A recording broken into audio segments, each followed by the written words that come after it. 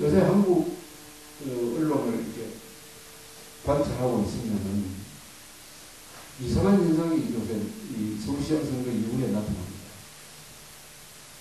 조선중앙동아일보, 특히 조선일보도 심한데 20대, 30대를 감싸고 20대, 30대를 흔드는 기사가 너무 많아요. 20대, 30대는 이런 불만이 있다. 20대, 30대는 이런 어려움이 있다. 이렇게 자꾸 이야기를 해요. 그런 이화여대 교수 한 분이 쓴 글을 보니까 20대, 30대는, 20대, 40대는 탈출구가 없는 절망적인 생활을 하고 있다. 이렇게 생각했어요. 교수입니다. 20대, 40대, 오늘은 20대, 40대가 탈출구가 없는 절망적 생활, 절망적 현실을 지금 맡고 있다고 이렇게 생각했어요. 이게 맞습니까, 이거? 그러면서 50대, 60대가 대학교를 졸업할 때는 일자리가 지천처럼 열려 있을 것 같아요. 여기 취직난 안 겪은 사람이 있습니까? 그래서 내가 한번 찾아봤어요. 이 말은 맞는 것 같아요. 그럼 지금 50대, 60대가 취직 한참 할 때, 1970년에 실업률이 우리 지금 실업률보다 훨씬 높습니다. 또 일어났어요. 이제 젊은 사람은 내 집 마련은 꿈도 꿀 수 없다. 이거 맞습니까? 내 집 마련 꿈도 꿀 수 없어요. 여러분들 자제분들 거의 다 아마 내 집 가지고 있을 거예요. 그럴 수밖에 없는 게 1970년에 주택보급률 74%. 지금 주택보급률 얼마인지 아십니까? 얼마쯤 되겠습니까? 주택보급률 100% 넘었어요. 110%입니다. 110%. 그러면 내 집 마련이 더 쉽지 왜 안 됩니까? 글을 이런 식으로 쓰는 거예요. 이런 식으로. 이거는 막말입니다. 선동입니다.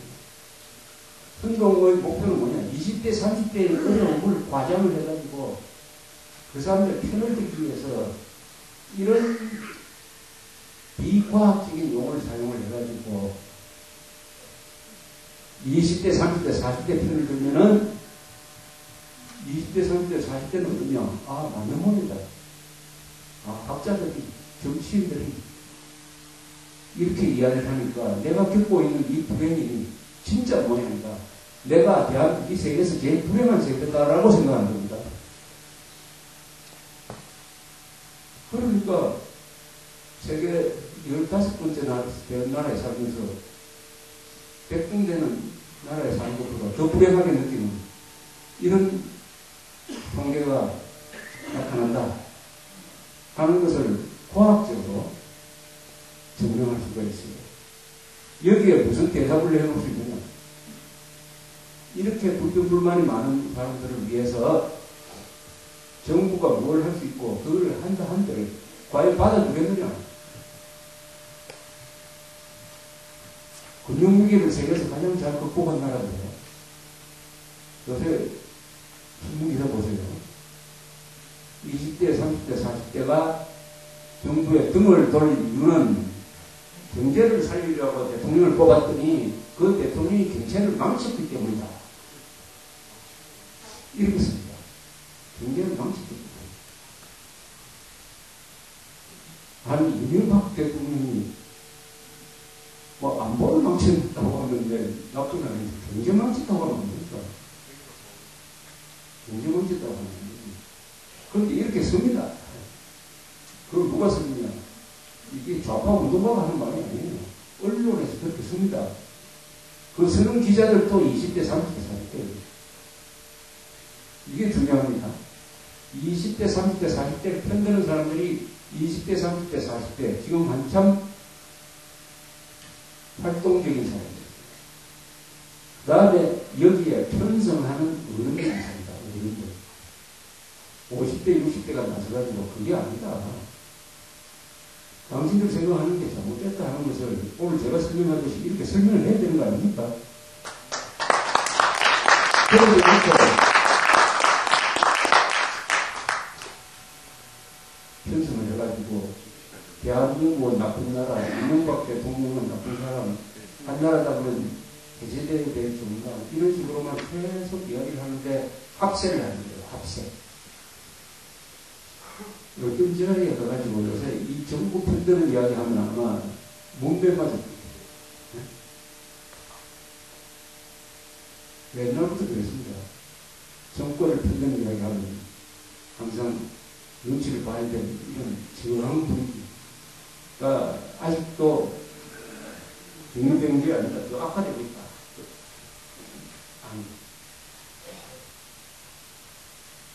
그래서 이 세대 차이가, 세대 간의 갈등이 객관적으로 존재하는 것이 아니라 우리의 인식으로서 존재합니다. 실체와 동떨어집니다. 20대, 30대, 40대와 50대, 60대가 이걸 갈라놓으려고 하는 세대전쟁이라는 표현가 있어가면서 인위적으로 갈라놓으려고 하는 것은 이것은 그 배후에는 개혁적 성공과 같아요. 세대의 대결이 뭐가 되느냐? 세대 대결이 들어가보면 뭐가 됩니까? 부자와 가난한 사람, 이렇게 가르려고 합니다. 돈 있는 사람과 돈 적은 사람은 가르려고 합니다. 권력 있는 사람과 없는 사람은 가르려고 합니다. 이런 의미가 다 포함된 게 세대진영 개혁 갈등으로 갈 가능성이 많은.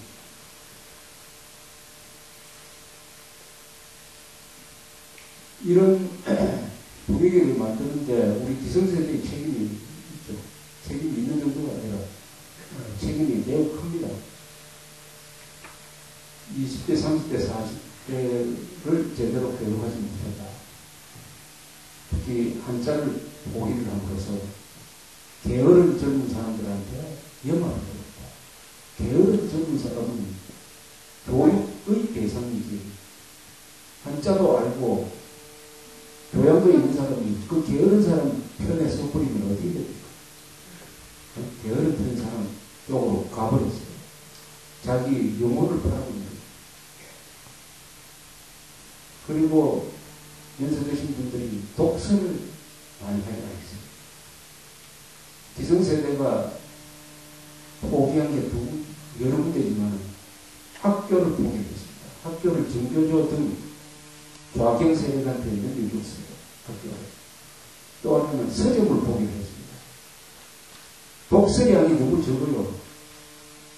우리 기성세대는 책을 잘 안 읽어요. 젊은 사람들이 책을 많이 읽는데 어떤 책을 많이 읽느냐 하는데 이제 문제가 있는 것입니다. 이 젊은 사람들이 특히 좌경적 젊은 사람들이 책을 많이 읽는데 그래서 말도 안 되는 억지와 거짓말을 포장하는 기술이 발전했습니다. 책을 많이 읽기 때문에. 선동과 거짓말을 하는데 상당히 성실하게 해요. 거짓말을 성실하게 하는 사람하고 진실을 불성실하게 이야기하는 사람하고 붙으면 거짓말을 성실하게 하는 사람이 일단 이깁니다. 이겨요. 우리는 진실만 믿고 불성실했어요. 진실이 스스로 자신을 증명할 것이다. 진실이라는 것은 스스로 증명하지 않습니다. 진실이라는 것은 용기가 더해져야 힘이 있게 발휘됩니다. 용기와 노력이 있습니다. 성실한 진실이어야 돼요. 불성실하고 농땡이 부리는 진실은 성실한 거짓말한테 당하게 되어 있습니다. 정치판에서는 반박되지 않는 거짓말은 진실로 통한다. 거짓말이 일일이 반박을 해야 그게 거짓말이 되는 것이지 거짓말을 반박할 여지가 없으니까 진실이란 무기를 쓰지 않음으로써 거짓말이 통용되고 진실로 둔갑하는 사태를 만들었다. 이게 기성세대의 생각 중에서 가장 핵심적인 우리의 문제로서 우리가 이걸 바로잡는 일부터 우리가 시작을 해야 된다. 이렇게 정리를 할 수 있다는 것, 이렇게 생각합니다. 그래서 한국 사람들 머릿속에 이제 이런 잘못된 가정이 들어가서 특히 젊은 사람들 있어요. 뭐냐? 좌파는 도덕적이고 보수는 부패하다. 좌파는 원래 도덕적이다. 이렇게 돼 있어요. 좌파는 원래. 제가 트위터 이런 걸 하면은 이렇게 그 코멘트를 다는 사람도 있어요. 나는 보수 세력은 다 비도덕적인 줄 알았더니 꽤 괜찮은 말씀도 하시네요. 이렇게 쓰는 사람들 머릿속에는 좌파, 공산주의, 사회주의, 인권 이야기하는 사람들은 원래 도덕적이야. 좌파는 원래 도덕적이야. 보수 우파는 원래 부도덕해. 근데 얘네도 있구먼. 이렇게 생각하는 겁니다. 왜 이렇게 됩니까? 이게 교육이죠. 그동안 이승만, 박정희, 전두환, 노태우, 이병철, 정주영, 삼성, 대기업 이런 사람만 욕을 하고 하다가 그 정보를 많이 받은 젊은 사람들 머리에 그런 하나의 선입견이 딱 박혀버렸다. 이거 뽑아내야 돼요. 그런데 좌파는 원래는 뭐냐? 좌파가 도덕적일 수가 없는 거죠. 좌파는 왜 도덕적일 수가 없느냐? 하는 것을 우리가 또 논리적으로 설명할 수가 있어야 됩니다. 좌파는 도덕적일 수가 없다. 도덕적인 좌파는 좌파가 아니다. 그런데 모든 도덕의 기초는 정직입니다. 정직. 좌파는 거짓 성공을 음모로 생각해요. 따라서 좌파는 도덕적인 수가 태생적으로 오르겠습니다. 모든 도덕의 기초는 뭔지 아십니까? 전통입니다. 풍양성입니다. 그 사회가 가지고 있는 오랫동안 유지해온 전통, 예절, 이 풍양 속에서 도덕이 나오는 겁니까?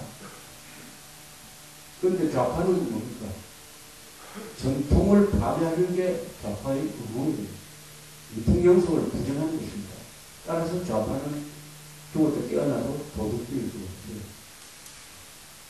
모든 도덕의 기초는 인간 생명에 대한 존중입니다. 인간 생명이 가장 소중하다라고 생각하는 게 도덕의 기반입니다. 인간 생명을 무시하면 그 도덕이 아니죠. 좌파는, 공산주의는 인간 개인의 생명보다는 개인의 특권이 더 중요하다. 개인의 생명을 존중하지 않기 때문에 죽었다 깨어나도 좌파는 도덕적일 수가 없습니다. 또 모든 도덕은 법치의 토대가 됩니다. 도덕 사회에서 법치가 전체입니다. 그런데 공산주의는 법치를 기득권 세력의 도구다.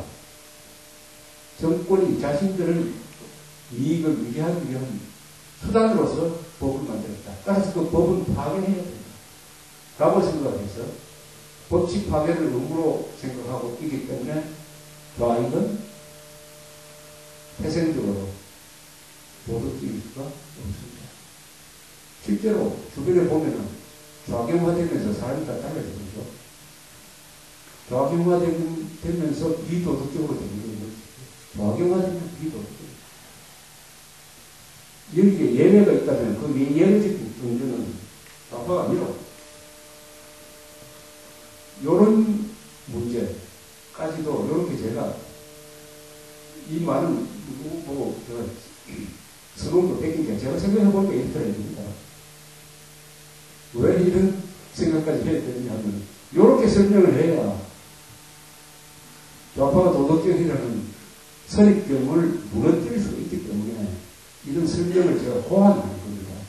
이런 노력 없이 우리가 빨갱이 한다고 해서 젊은 사람들이 빨갱이를 싫어하게 되는 것은 아닌 것입니다.